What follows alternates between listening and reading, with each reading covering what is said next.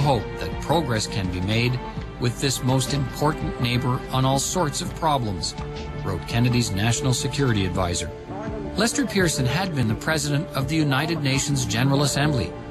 In 1957, he earned the Nobel Peace Prize. A year earlier, the Suez Canal crisis threatened to plunge the world into yet another war. Pearson proposed a peacekeeping force comprised of soldiers from all nations. The UN agreed, and the first United Nations peacekeeping force was dispatched. Led by Canadian troops, the conflict ended. I think Mr. Pearson had and deserved a lot of respect from the international community. Very big commitment to the development agenda, very big commitment to peace generally. His successes in the Suez in the mid-1950s were well respected. So I think you have a natural sympathy for Mr. Pearson and a sense in Washington and elsewhere that Canada was in fact playing its legitimate role. Pearson resisted U.S. pressure to enter the Vietnam War. As the war escalated, relations between Canada and the United States deteriorated.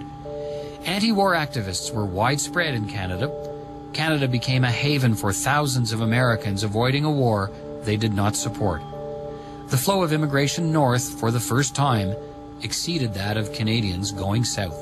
During the Vietnam era, I think it's fair to say that the United States, under both Democratic and American presidents, was not very popular in Canada.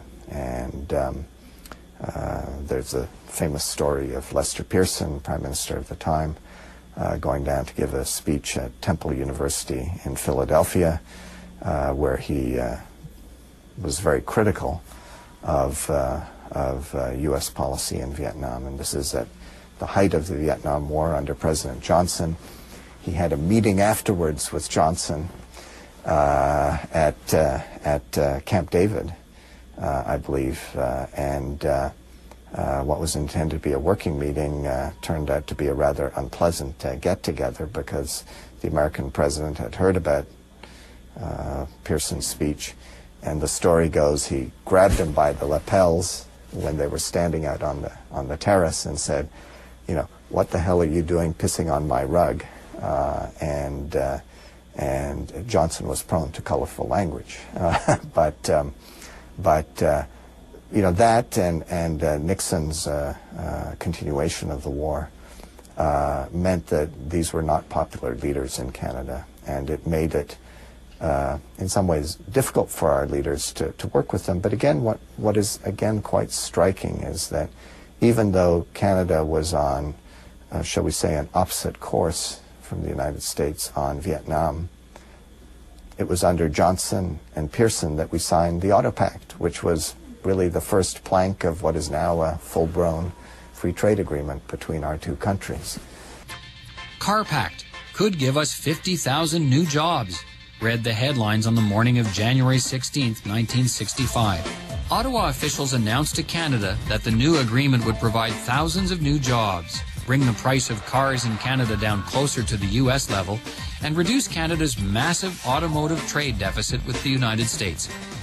As an outcome, unemployment did fall to its lowest rate in over a decade. But Canada's economic dependence on the United States was growing. In 1967, American investment in Canada was at 81%. Some Canadians were worried that Canada was losing its identity. It marked the resurgence of nationalism. Well, we had a generation of younger Canadians who felt that Canada should be more independent, should be less dependent on the United States, who looked back upon the 30s and 40s when this close relationship had been forged by Mackenzie King. They looked upon the high degree of investment by American companies in the United States, and they said Canada needs a much more independent stance, less dependent on U.S. resources, financial resources, less dependent on U.S. trade, less dependent on the United States for its defense, and that became a common refrain on university campuses and in campaigns, and that saw its fruition during the Trudeau years. Trudeau had had a sort of prickly relationship with American presidents. Trudeau had an independent streak in him. He really was a leader who stood up for an independent Canada, He didn't like the cultural engulfment that he saw from the United States, the threat of their culture in Canada. He was more European in his style of thinking.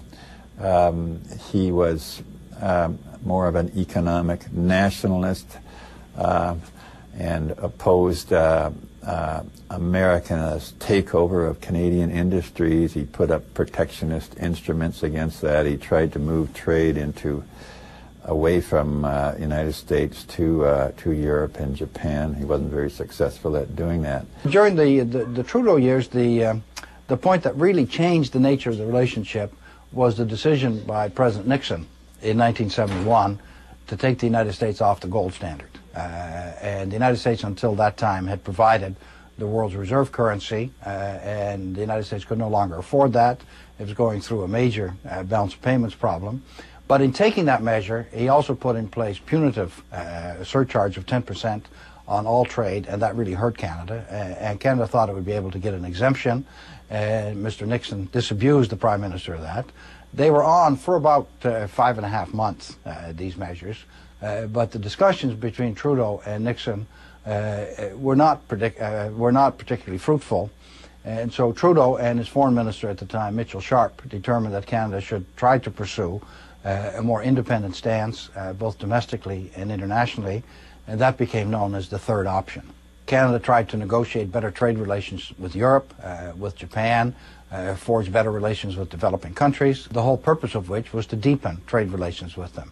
The irony is, if you look back from 2009 to that era, despite all these efforts by the Trudeau government, trade continued to intensify with the United States and did not grow with Europe and Japan.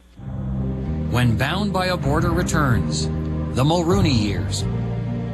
They were war heroes, preachers, farmers, and self-made millionaires. Together they shaped a nation.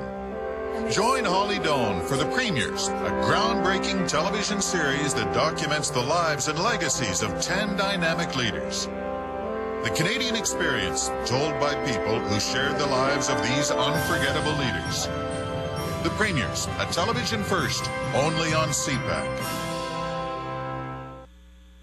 There's no void in your political knowledge when you access the catalog of contemporary political programming available on Video on Demand from CPAC. Watch recent episodes of CPAC's flagship programs, including Primetime Politics, Inquiries, Revue Politique, and more. A full menu of political information, up to date, at your fingertips, and completely free. Avoid the void with Video on Demand, available at www.cpac.ca.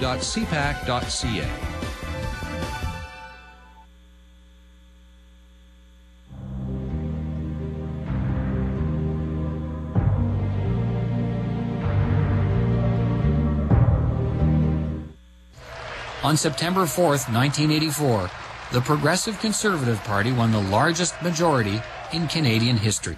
Brian Mulroney came in, and he was someone who, a great admirer of the United States. You know, they were where the big shooters were as far as he was concerned, and Brian wanted to play in the big leagues, and he wanted Canada to have influence, and to have influence, his thinking was that you have to have a good relationship with Washington if you want to have influence in the world as a Canadian. And so he went about carving this very close relationship with both Ronald Reagan and George Bush. And Canadians thought this Prime Minister was too American. They, thought he went overboard. By the same token, he was able to bring about accords with the United States on free trade, on acid rain, just to name two, which have proved to be historically important, and many would argue certainly on the environment, and also many would argue on free trade, historically beneficial as well. And he came in, he said in 1984, campaign that free trade was one of the last things he ever wanted, basically. But after he got in office, he changed his mind, and so you see these cycles develop.